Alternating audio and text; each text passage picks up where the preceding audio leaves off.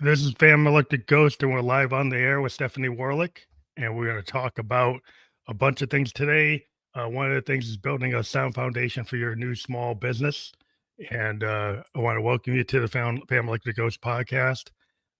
This is the first time you've been on the show. How are you doing tonight? I'm great, Phantom. Thanks for having me. So excited to talk to you today. Well, it's great to talk to people in this kind of live format. That's what we do. But before we get to the heart of your story, we ask every guest a couple questions that we've been doing this for a while. What motivates you, and why do you do what you do? Well, most of my life, because I don't remember being a kid. I'm that old. I'm motivated to support my family. I love helping small businesses, and because I love helping small businesses, I'm able to generate a revenue to support my family. I love that. That's cool. So you've always been an entrepreneur, or you kind I of have. I have. It's funny. I study that, and it's part of my next book. I'm trying to figure out, was I born an entrepreneur, or was I bred to be an entrepreneur because my parents were? I haven't figured it out yet, but I'll let you know when I after I interviewed enough entrepreneurs. So you've also been an author. I know you've got your book, Dark and Silent Office, the Digital Accessibility Guidebook for I do. inclusive communication in the workplace. I just did the whole thing, but Yeah, you did it great. Yeah, I wrote that book in 2024. I also wrote a children's book. I had a couple of months off from after being in the corporate world for a while.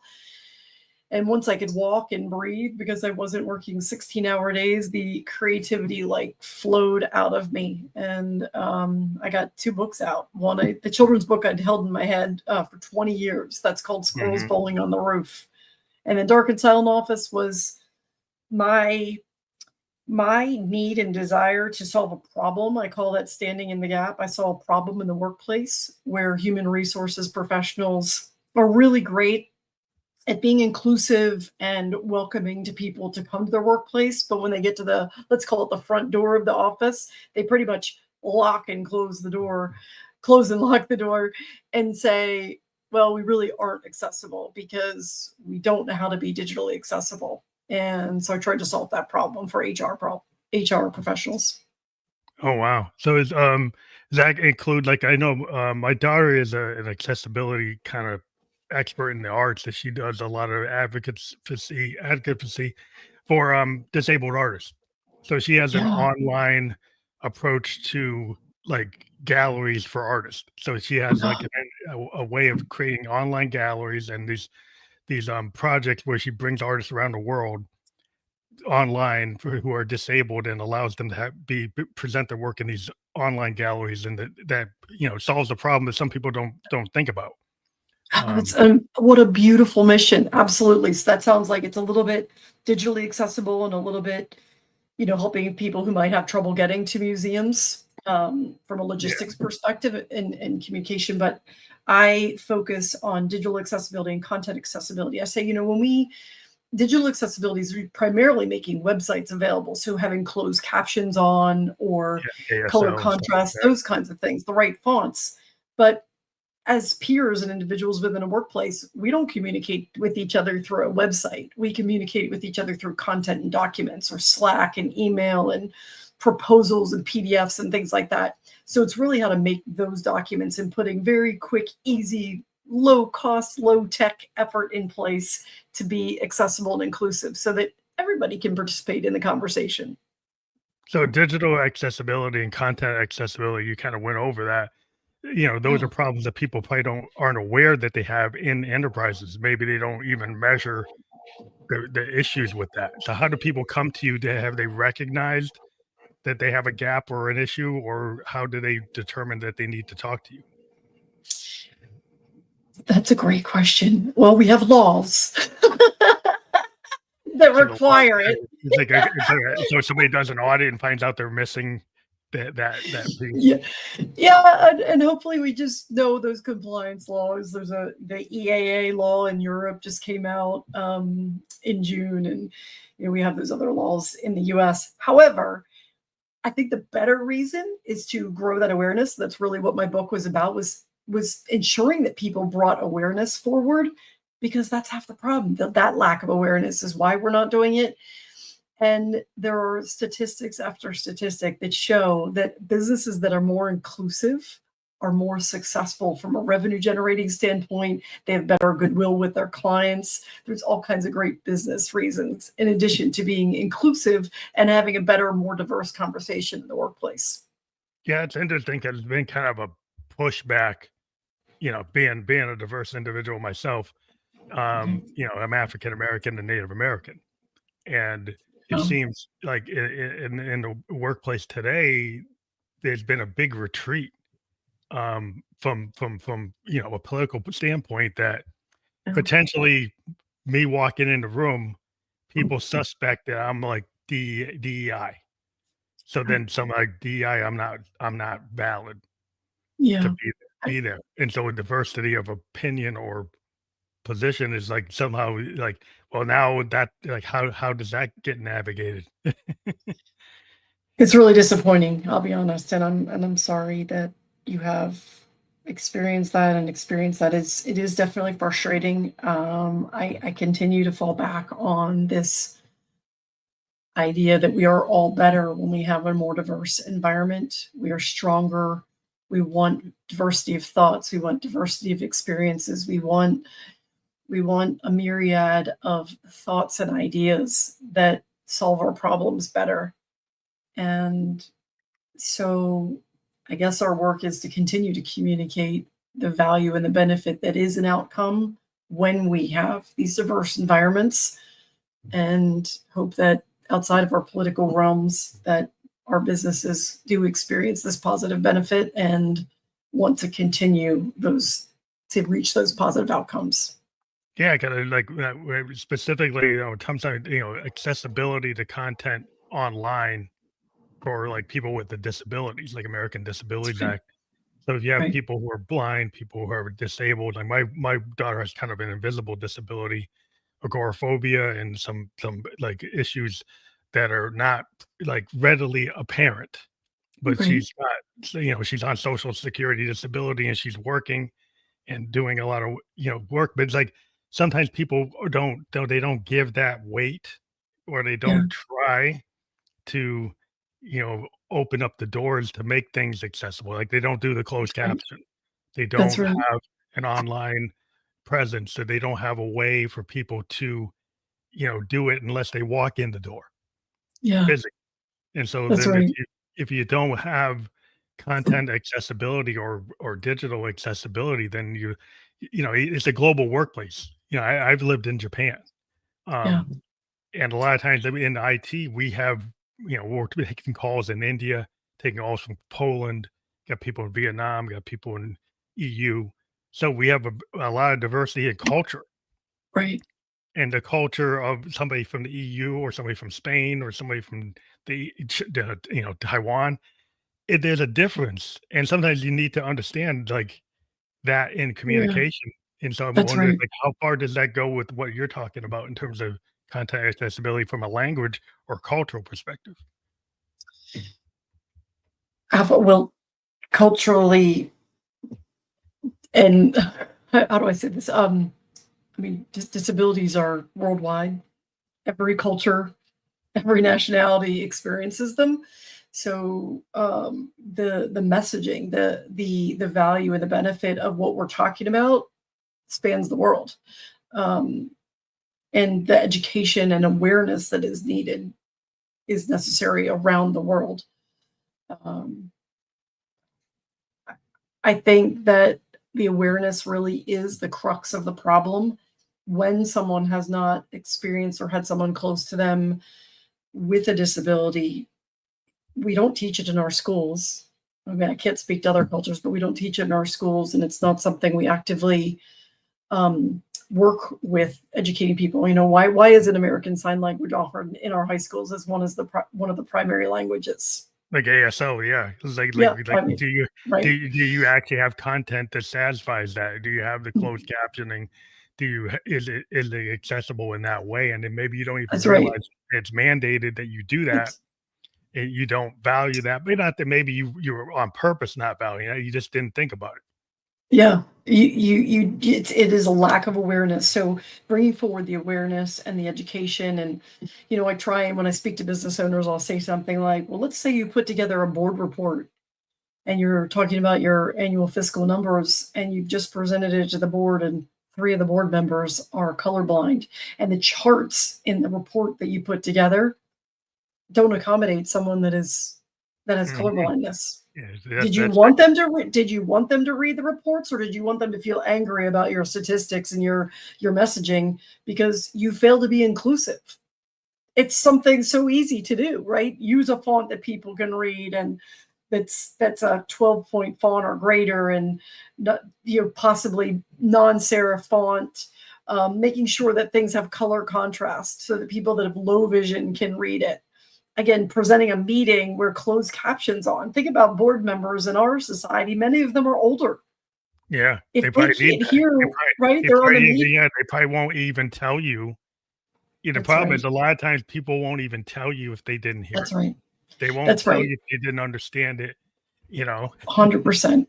Yeah, and people, that is a common thing for people with disabilities. They try not to make themselves the center of attention and say, "Hey, I can't see that, I can't hear that," because they don't want to draw attention to themselves, or Yeah. they don't share that information with folks. So what I'm talking about is what in the educational space they call universal design, and that Mhm. is just making every something available so that it can accommodate A wider most net. people, Yeah, more right? expensive. And then people don't have to ask for accommodations. It's pretty simple, but Yeah, it's a more expansive way of thinking, and then you've got yeah, some people who might say, "Well, that's a special interest, that's and I right. don't need to do that. I just want to, I in A suite, I expect people to be X and Y and Z, and I don't want to see anybody from the other spaces." Yeah, yeah, And so if you get the kind of closed-minded, like, oh, the guys that were in the same frat, or the same people in the same sorority, or they went to the same college, or they came from the right. same point of view, Or look then the same. yeah, and so, like, yeah, I Right. was at one time in an organization where they said, "Well, we can have diversity of thought without diversity of, individual diversity." Ooh, And then I I'm don't like, know. "Okay," and everybody in the room didn't look like me. Oh, man. And I so can't believe somebody actually said that out loud. yeah, well, say that's the level of, like, not incoherence of not understanding what you say, Yeah, and the listening skills, like, you're not listening to yourself, like, before you even right. listen to anybody else, maybe you should go and, like, a therapist would do go, and I've had therapists on talk about, like, listen to what you just said. Let's play it back, and now do you really understand what you said, right? Right. And Probably sometimes not. I in mean, the lack of corporate world, self-awareness for you go someone to back, even be it's like, able to say that. did the directors actually understand what they were saying, right? Did they actually understand what the message that they put out? Right. Like, maybe you need to review that. Yeah. So my little book effort. I'm also ADHD, so I wrote it in a quick guidebook fashion so that someone could kind of just turn to any page and or digitally and just say, okay, these are the 5 things I need to do if I Like want to have an bullets. inclusive. It's like Yeah, bulleted points, that's right. like Quick read, easy. shortcuts or like Yeah, cheat sheets. I always yeah, like idea in IT is like we used to have in our IT departments all these like cheat sheets for the acronyms or for the steps. So you have like 1,000-page manual in IT, like especially on yes. mainframe. Oh, And then we'd have like these little cheat sheets, like to really get to the heart of this is a 1, 2-page cheat sheet. These are the main things that you need to yeah, know. And then you can yeah, refer to the big manual if you get stuck, right? But here are the main things to get this thing to get going. And so I yeah. think people need that kind of, especially today, because their attention spans, right, aren't where they were. Like, I'm a child of the 70s. People could read 300,000 word books because they weren't distracted.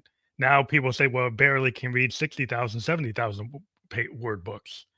So, Wow. like, people have, they're looking for 15-second, 30-second TikToks, you Yeah, know? So you have yeah, to think in that frame, right? It's like, well, how am I gonna actually get my message across before you skip to the next thing? yeah, yeah. So I'm on a mission to get this book in the hands of as many HR professionals as I can. I want them to put it at every person's desk when they are onboarding on day one and say, this is how we communicate inclusively. We'll see. Do Baby you have steps. so when you do a book release, are you like, is there like a book tour market for this type of book for the type of corporate HR? Are there conferences or conventions that you would go and book and get into to or webinar or a podcast to see you're on podcast, but like what's the circuit like? Yeah, I don't know, to be honest with you. I'm really a novice at this kind of thing. I really did it because I felt like the message needed to get out there. I did self-publish. I've marketed on Amazon. There are conferences, of course, HR and business conferences. And I serve small businesses, so I'm talking to businesses all the time, every day. But I don't know. I haven't yet been picked up to go on any book tours. Yeah, well, sometimes you have to. Yeah, well, it's the podcast tour is like the first step, and then maybe a webinar, and then That's it's right. always kind of like word of mouth through your Rolodex of contacts. That's right. So we're like living in a LinkedIn world where everybody's trying to post like they're like a I don't know, like they're some kind of influencer. Like it's kind of like influencer based instead of like well, am I actually trying to get the job or am I trying to be like a Instagram post? But you still have to understand like, oh, the way these algorithms are working, the way the SEO is working. Yes, But I for find that sure. sometimes it's like if you can get word of mouth from one organization to the next, you get their director or their CEO or their COO or their CFO to actually say, yeah, I like this, right? You can give a personal reference. You can call this person. Like you can actually like send them a little note and they'll actually respond. That seems like more accessible, where it seems like it actually works compared to Yeah, some of the other things that are, people try you're to do. 100%. You're 100% right. In all of my businesses and for most of my career and professional life, word of mouth marketing has always been the greatest source of referrals in business for me. There are companies and groups. For instance, there's a group called the Valuable 500. It's 500 of very large companies around the United States that are committed to diversity and accessibility. Um, and so, yes, I do market to them and talk to them, and um, yeah, word of mouth marketing, and there are lots of supporters of disability inclusion. But do you find, in these other spaces, like, the YouTube space, the TikTok space, are you trying to break into that and find a way to like sneak in the door with all these, like I said, there's all this influencer marketing Yeah. that's kind of based on a certain type of profile. Are you even So, trying to play that game? well, I do, let's say, play that game on LinkedIn a lot. I spend a lot of time on LinkedIn, a little bit on YouTube, and maybe a little bit on TikTok. Some of the things I'm learning, and they do take time to learn to do them well. They also take time to create. Certainly, AI is making that a lot easier. Mhm. But Dark and Silent Office, that book is just one component of the work that I perform. So most of the work that I do is promoted on LinkedIn, and I'm definitely not an influencer, but I do spend some time on there and try and reach my audience. Yeah, it's like everybody's trying to be like, an influencer and get, Tony Robbins, everybody's trying to, say, "Can I Yeah, mimic that?" Um, but it's interesting, like when you talk about fractional, like, executives and fractional CEOs, and maybe people don't know what that is, so maybe I come back a couple sure. steps, like, can you explain to people what that means for an entrepreneur that's a small business to having a fractional executive? Absolutely. Thank you for asking. So a fractional COO is part-time. Part-time executive. So many small and medium-sized businesses don't have the revenue to be able to hire a CEO or a CFO or a CMO, the chief marketing officer, or the financial officer. I'm a chief operating officer. I've also served as a chief administrative officer where I run the back offices of companies. I go in hourly or a couple hours a week or a couple hours a month and help those organizations scale where they can't hire someone at $400,000. They pay Mm. for 30 years of experience in bunches of hours in a retainer fashion. Oh, so like It's a a consultant, great like way. kind of like Absolutely. the way software consultants, like programmers and business analysts, have always kind of operated. Potentially, because sometimes you're a consultant, you might Yeah. only work 4 hours here, 2 hours here, and Yeah. you're working multiple clients. You could have a list Yeah. that's like, yeah, 2 hours here, 4 hours there, 6 hours here. I fly over there, That's right. and you. It seems like those now that kind of model has been applied to the C suite or the A suite. That's correct. That's 100%, and it's booming right now. We do have a lot of people of our generation with 30 plus years of experience that are ready to kind of move out of the corporate space, have value to add, and then all these other small businesses. If you think about all the businesses that were created just during COVID alone, that Mhm. are ready to scale and move forward, but again, can't afford that resource, and maybe don't really have enough work for a full-time resource. So it's a great marriage of businesses that are ready to scale and grabbing that experience from those professionals. That's interesting. It's kind of following the economic theory. Like if you have a demand, then the supply is going to eventually get created to survive. Because like, hey, I have a demand. I don't need this person 40 hours a week on a Right. salary. I need them to give me this task. So That's they right. finally, like the consultant model, got applied to that. I said, why can't we That's do right. that? And maybe it That's right. was that a big shift for that to happen? Do you know how that came about?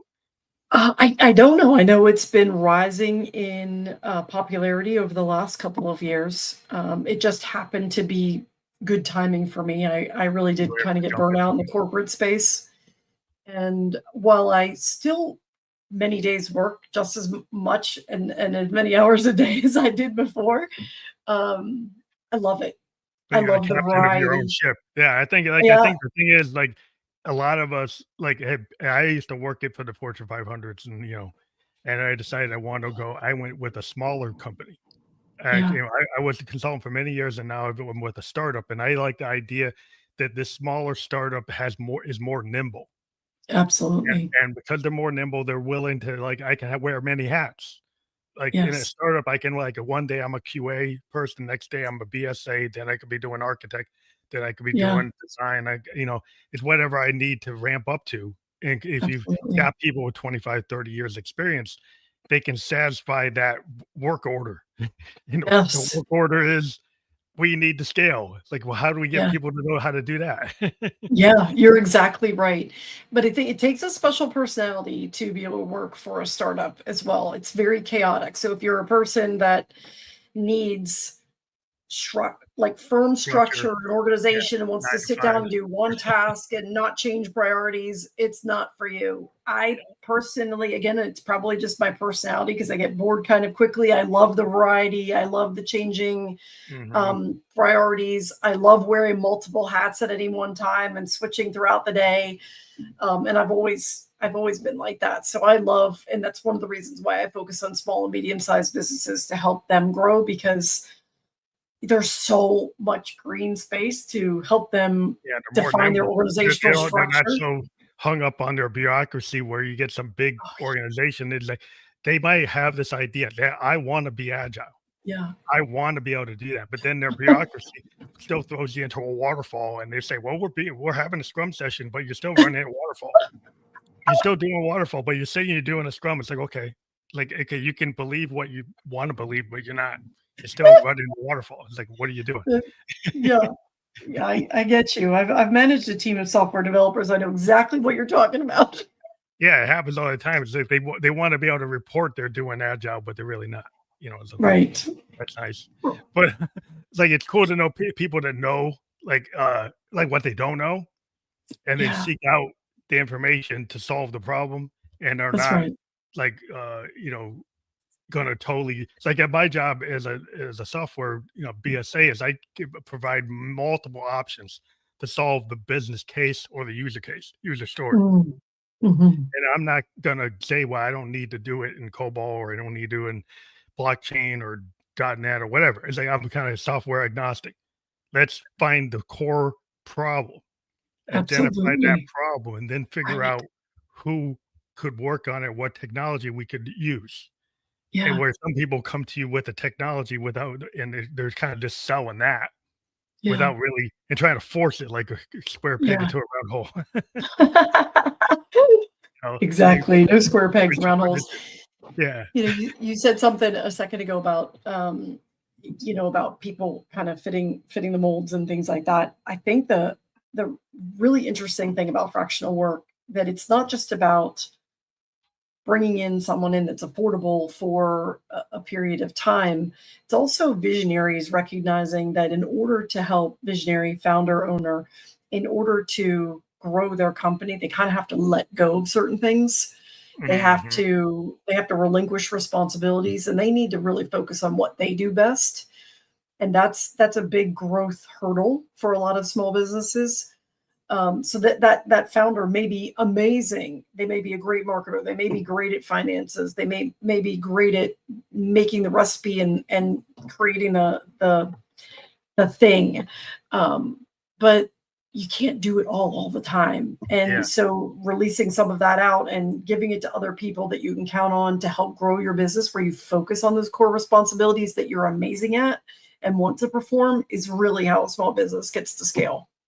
Yeah, 'cause I think insurance companies kind of sometimes used to get caught up in, like, you promote the actuary into the marketing department, but the actuary isn't a marketing guy. Like, he does, he's a math guy, right? And maybe Right. you think it's the same thing, and Yeah. maybe that's a mistake. Yeah. That You know, those are different personalities altogether. yeah, it's like you get these people get moved up just because, like, I've been 20 years as actuary, so I get to be the CEO. Yeah, Maybe just because 'cause you're the best actuary in the company doesn't that's mean right. you're actually the best CEO. That's right. And if you get industries that get locked into that kind of, in the box thinking, That's right. and then they get stuck because like you're stuck in your own paradigm because you're not willing, like, as a musician, like as a producer, what I do with like a young artist is I try to get them to challenge their preconceived notions of what their music can be. A Okay. lot of times they'll try to make it be a clone of something else, thinking Mm. that that's what it should be. And I'm like, you should show me the song you're scared to show anybody. Oh, 'Cause that's probably a truer representation of your real talent, because you are okay. your own secret sauce. If you're Oh, trying to be Taylor Swift, where Taylor Swift already exists, that's right? right. You want to try to take what you have and then make that the best version of yourself Mm. that you could be. And even maybe that's going to challenge you, and maybe you're going to tread water a little bit, but you're going to have to push the envelope. And Yeah, that's not always comfortable. It doesn't feel safe, but that's kind of how you grow. that's great advice. I think that's advice that can be applied to not just music, but all different types of roles. I mean, overcoming our self-limiting beliefs and our fears about what we can and cannot do, and those no naysayers that are afraid of risk and change and things like that, telling us, not to move forward. All that has to go to the side. And I have to say that in the last couple of years, as I've written the books and developed the business and things like that, there hasn't been one. I mean, not to say that I haven't failed, because there are lots of mistakes and failures. However, there hasn't been one time that I haven't walked through a door where I'm like, I'm so glad I tried that. Like, I was so afraid about what was on the other side of the door. And now I'm like, that wasn't so bad. And then I'm like, all of a sudden I have this motivation and this courage to go try the next door just to keep seeing what's out there. It's awesome. Yeah, because, like, in anything you do, like in software, like, we have multiple iterations. You could say they're failures, but I actually believe it's a lesson learned. Like, you got, Yeah. like, iteration 1.52, right? So that means that, like, so is every iteration up to that, is that a failure, or did you learn something, That's right. right? And basically, you have to understand, is like, just because you didn't hit it out the box, like, you didn't go from 0 to 100 right out the box. That's why we have iterative development. You go on your cell phone, you get all these apps updating all the time, because we didn't know what we knew now. We don't know what we Right. know tomorrow, right? So now we have a way to continually Right. update. And I think people have to kind of continually update, like, software, and Yeah. realize that, like, what you didn't know yesterday, well, now you know it, so let's apply it. And not be Yeah. so stuck on what you didn't know yesterday, and be in a Right. bad loop of like, oh, I didn't know this yesterday. I was so bad. So, like, no, he's like, you needed to have that happen to get to Absolutely. the next thing, right? That's right. Foundational blocks, building blocks. It's awesome. the owner mindset, I think is that's an interesting thing because you have the growth mindset and you have kind of limited mindset, and Yeah. you have people who are kind of self-limiting beliefs versus like this kind of more expansive mindset. Like people like stay in your lane. Well, why can't Yeah. I cross lanes? That's right. That's right. So owner mindset is the next book that I'm working on writing. And I love it. I feel like that is a culmination of all of my life work. And it really is about that concept where we started at the beginning. Was I born an entrepreneur and a founder, or was I created? And so I've been talking to tons of entrepreneurs and asking, did you have a role model? When did you kind of know that you wanted to do this? Because it really is. My husband and I are both entrepreneurs, and we call it a curse, really, Yeah. because once you have that bug, you've got that bug throughout your life to try different things. You're developing new products and new businesses all the time, and it's a ton of fun if that's your thing. But it is a little scary. And so owner mindset, though, I did step away from being an entrepreneur and I went into the corporate space. My husband and I decided at some point that was best because we really wanted to make sure that our financial eggs weren't all in one basket as our girls were growing and we were Mhm. preparing them for college. And I was super successful in the corporate space, ever not having had experience there, and I don't have an MBA. And I had several promotions and raises over a 12-year period in 3 different companies. And I was like, why? Here I am with less experience in this space than this person, but I got this promotion and I got this raise, and I have been garnering all of this information about what made me successful. And I'm paring that down to a list of attributes. And I think it all comes down to this mindset that I treated everything as if I owned it. Mhm. I was the Ownership. owner, like I was the owner of the company. And so a really great example I give for instance is, let's just say you're walking down the hall and you see a crumpled piece of paper. Well, there's 2 types of people. There's the type of people that walk past that piece of garbage on the floor because they'll just say that's not mine and they keep going. Or there's the person that's going to pick up that garbage because they say that shouldn't be here. Someone could trip on it.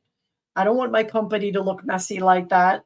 I'm going to Yeah. pick it up even though that's not my garbage because that's the thing that needs to be done because it's in the best interest of the company. That's owner mindset.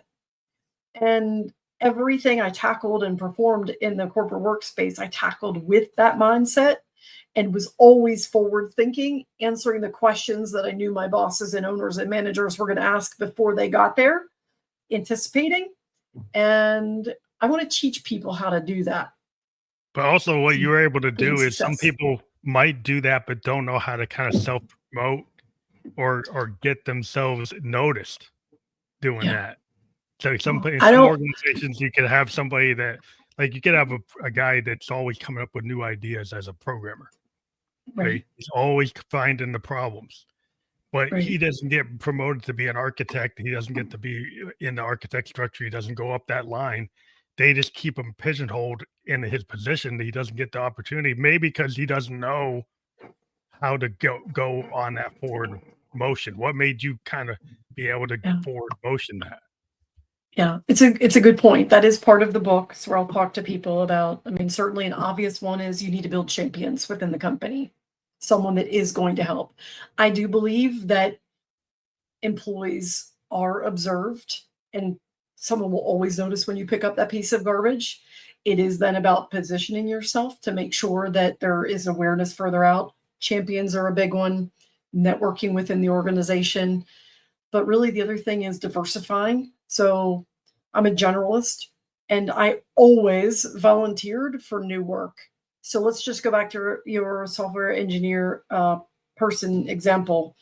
I would say, hey, I'm really enjoying this work and I think I'm solving problems. Is there any other special project that I could work on that I could try and solve those problems as well?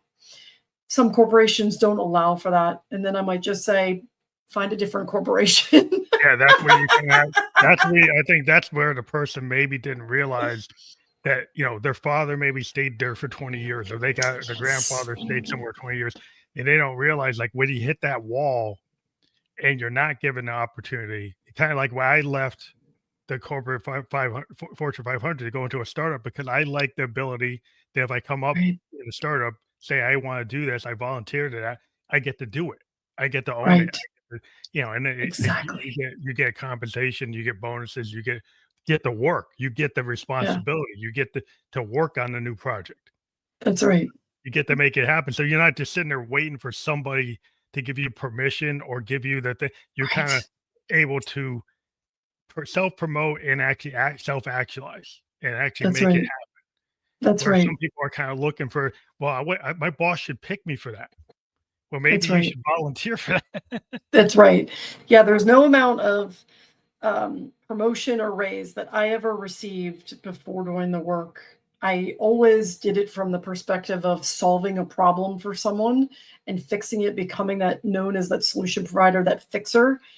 And then added, I mean, if nothing else, if I got no raise or promotion, I learned a new skill and I felt great Yeah, you because I did it for had yourself. learned something new, right? That was the benefit for me. And I get to take that with me and go It's with the it wherever I exponential. go. So, but I always do recommend that people keep a great file on their desktop as well. So when they do go those Yeah, over and where you get above, that performance review, that's where you get to talk right. to them and say, like, "Look what I've done. I've done A, B, C, D," and look That's at, like, right. with the cost benefit, and perhaps, like, it had that's how I got to Japan. I was Oh, working in a division, and I solved the problem. I went to yeah, the VP, and I said, "Hey, I solved this problem for this division, and I see that's on a right. poster in the hall that you're looking for people to go to Japan. I think that Yeah, what I did to solve this problem, I could probably it's relevant to what you wanna do in Japan." And he said, "Yeah, that makes sense." And then boom, it's like, it wasn't like other people were waiting to be picked to go to that's Japan. right. That's I right. actually saw it and I asked to go. Absolutely. Absolutely. Asking for volunteering to solve the problem is, yeah, so that is owner mindset. I hope to teach people what those things are so that they can have their own growth and fulfillment. And I believe that you can make yourself indispensable in a workplace by continuing to vary the work skills that you have across different departments and divisions, like Mhm. going to Japan, so that next time there's a layoff, they'll say this person can do A, B, and C. This person can only do A.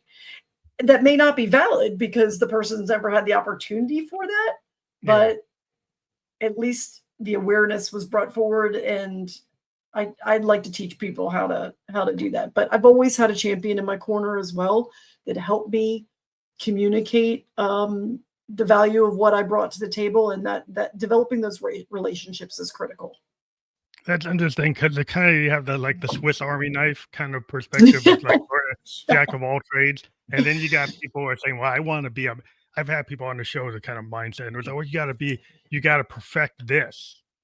And so Oh, you stay in something and you become very, niche oriented, and that can work, yeah, it but I've can. always been the type of mindset where that seemed like being in a box, and maybe Yeah. you got really good about being in a box, and you got to be an expert of that box. I always like to go Totally. cross into other boxes, Yes, and you nailed it. There's a book it called The Range. The book called The Range talks about the value of being a generalist in whatever field you're in and not just staying in that box, and how successful artists, musicians,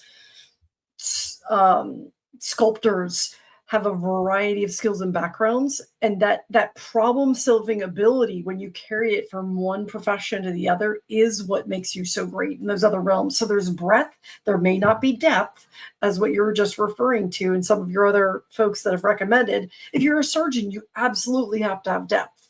yeah, you gotta But have if the you're in, yeah, corporate space, the breadth of having knowledge and how those other cogs work is imperative for success in the especially corporate in space. this, AI age, is Yeah, your expertise, while relevant for the last 20 years, could be made obsolete by AI and yeah, automation and yeah. robotics. And so being a generalist or kind of like a jack of all trades or willing to push yourself into these other areas That's right. gives you more capability that if you're like, well, I'm a banker, but what if you learn some insurance? What if Yeah, you learn not only insurance, but you learn health insurance, you learn life insurance, Right. you learn mutual funds, you learn so you go across the financial area and you're not just in one area. That's You're in right. multiple areas. So if there's a downturn in property casualty because they get tons of claims because of hurricanes or disasters, well, maybe Right. you can move to life or some or health. But if That's you right. were just in that one area, then there's a downturn, then everybody said, "Well, you don't have any property on your background. You don't Yeah. have any health insurance on your background, so we won't give That's you the right. job." It's like, well, the Right. data is the same way. Yeah. Yeah, that's how I was able to kind of diversify. As I said, well, the databases aren't that different. So Right. I started to diversify and go into That's right. multiple areas. And if you can kind of sell that to yourself and Right. not feel scared, That's right? right. Then I think that's the thing. I think the people are always looking for safety, right? And Yeah. safety is that 9 to 5. Yeah. Safety may be that box, that cube. But Yeah. if you go to being a consultant, you don't have the salary, right? That is you might work for 6 months and then be off a month. Some That's people true. that's a disaster. Some people they can't put their head around. That's true. That does happen. Hopefully, less and less as the company continues to grow. But I wouldn't trade it in a minute. Again, You the think that diversity. that The doesn't scare you?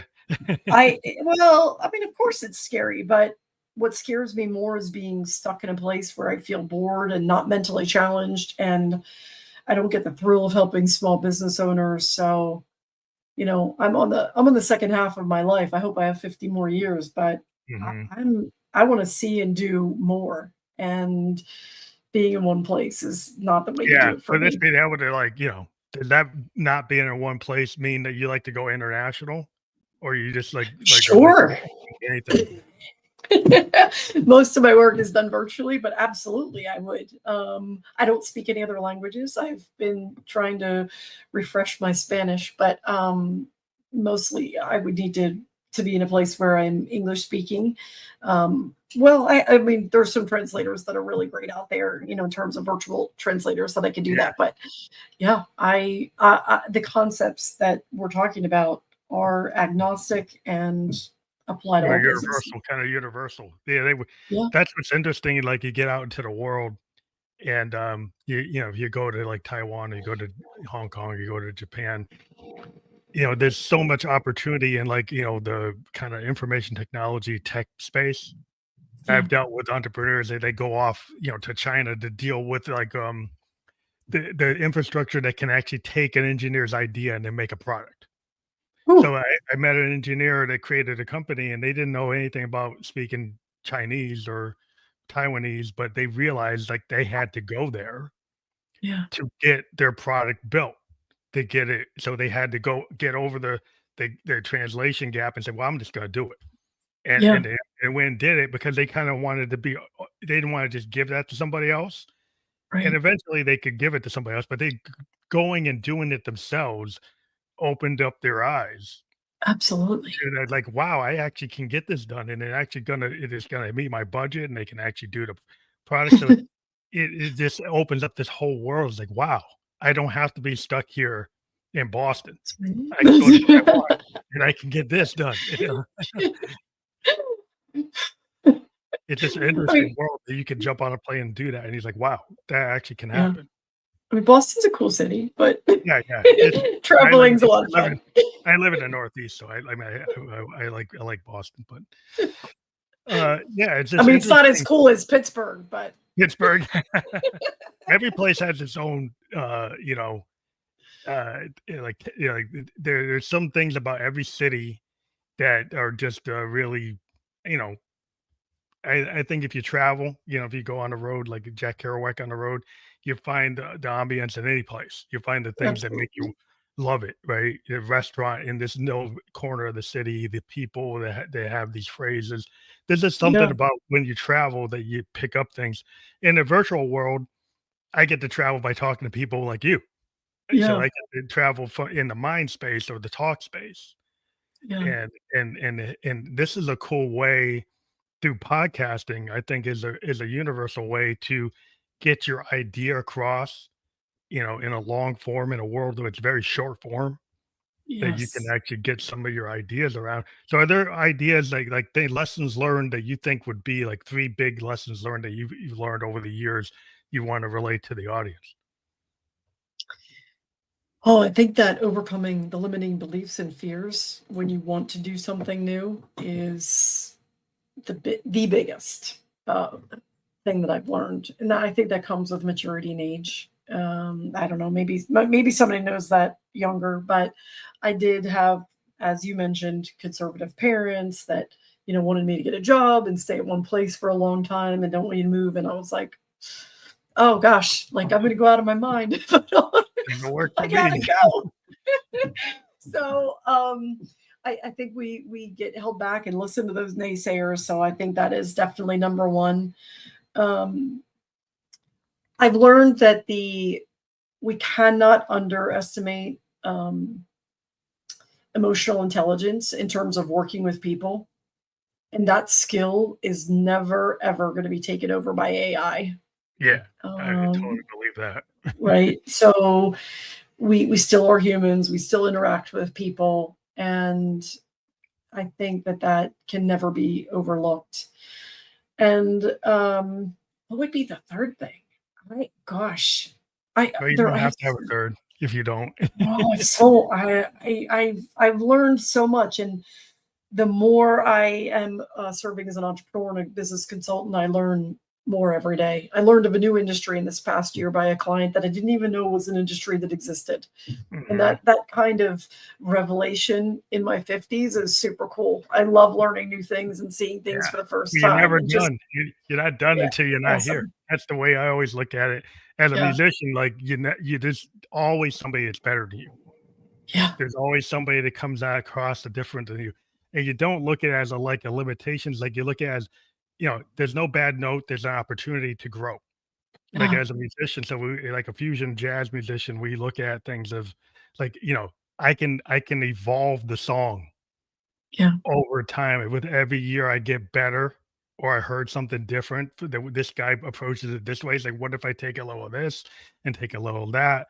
yeah. And then that allows you to, grow over time and realize that there's always a learning that can That's right. happen. There's always something, and that human spark, what I love about music is you have all these tech pros saying, "Oh, we can have AI art." And yeah, you can have AI art that's kind of like a collage, and it looks very convincing because it's a collage you've never seen before. But it's Right, a collage that doesn't have heart, doesn't have right. soul. Art comes from somebody's personal experience. Computers aren't sentient yet, so they don't Yeah, have a personal experience that made them feel pain or melancholy or anger or happiness. They can just yeah, relate what they have, and they can right. create with AI very convincing collages, Yeah, right? Or reinterpretations, but they didn't come from that personal space that when you were talking about that human capability that yeah, has empathy and spark and emotion and right. all those emotional things. I think that's what is the weight of human experience. And tech bros might try to say, "Well, that's not necessary." Well, I think it's very necessary. Yeah, yeah. I think you could. I think you can feel, especially in music, you can feel heart and soul. Yeah, it's super important. And we're living in an age where we're going to see like the AI pop star. It's Yeah. already coming. I've seen it in the places I'm looking. I'm looking at AI hip hop stars and pop stars being generated already. Wow. There's Wow. there's a band on Spotify that's an AI generated band that's 500,000 followers, and it's all AI. Wow. So we're It's in this crazy. age, but I think it's people will find it like, junk food versus it's like you go get junk food, but when you want soul food, you get soul food. So it's like the music is the soul food for the heart, It's like I think like from a human artist, like a human, like if you have a human resources person or a fractional CEO that's not an AI bot generated machine, it's going to Right. give you that personal experience that you might really want, that you Right. really probably need. Maybe even you don't want, but you actually need it, That's right? right. And that's the thing. I don't think machines will ever replace that until we get. We're not at a Gene Roddenberry world yet. We don't have I just data. No, I just read a interesting article this morning, and I'm sorry I can't remember the source, but basically the gist of the story was that some researchers evaluated CEOs who talked to their peers about predictions of the future of their industry and ran the same model through AI. And they were showing that the CEO, the CEO talking to peers is still coming up with better predictions of future success than the AI. And I hope to continue to see it, right? AI only knows what we've already told it. Well, yeah, So, it takes what you give it. It's like it right, it only can knows predict models, but it it can can't. have an hallucination if you don't give it all the facts, right? That's So if right. you only trained it up to 2017, right, and then Right. you ask it about something in 2025, it will Yeah. give you an hallucination nation that actually, like, it doesn't have the facts. Yeah. It's missing a whole set of years, but it'll still Yeah. try to give you the answer. Now, that if you Yeah. don't cross-check it or verify, Yeah. it's burned lawyers, it's burned Ooh, doctors, it's burned people who've taken those answers that seem very convincing, mm, but they weren't correct. yeah. Yeah. So it's, yeah. I hope I have another good point about AI. I mean, I do think that there's so many values as we're talking about disabilities and things like that, and you're talking about the artificial intelligence band. I mean, to think about people that maybe can't see and now could potentially wear glasses instead of a seeing eye dog, might be able to describe everything that is Yeah, there's a around the lot of cool person. tech. It There's just there's depends. Yeah, It's it's I think it's, like, very kinda cool. like the tech is kinda controlled by your own sense of self and your own sense of, like, society and moral conscience, right? So Yeah, if you like, yeah, like an Oppenheimer trap, like, yeah, you work on the bomb because 'cause you're a physicist and you wanna see if it can happen. But yeah. then you're like, "Oh, I now I see what actually happens, and maybe I shouldn't have done that."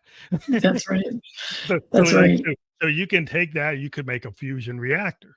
You can make a fission Yeah, reactor, or you can make a bomb, right? So the yeah, problem with the tech is there are good things you can do with it, but there are bad things you can do absolutely. with it, and people that say it's, like, absolutely it's great. Well, you have to be concerned about humans are humans, and they can take any tool and turn it into something. Yeah, And you have to understand, like, the aspects that, like, yeah, you could actually use it for bad. You yeah, purposes. You could use it for purposes that aren't moral.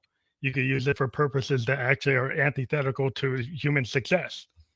But yeah, you can use it for successful things to help disabled people, to help people, yes, vulnerable people, to create new technologies.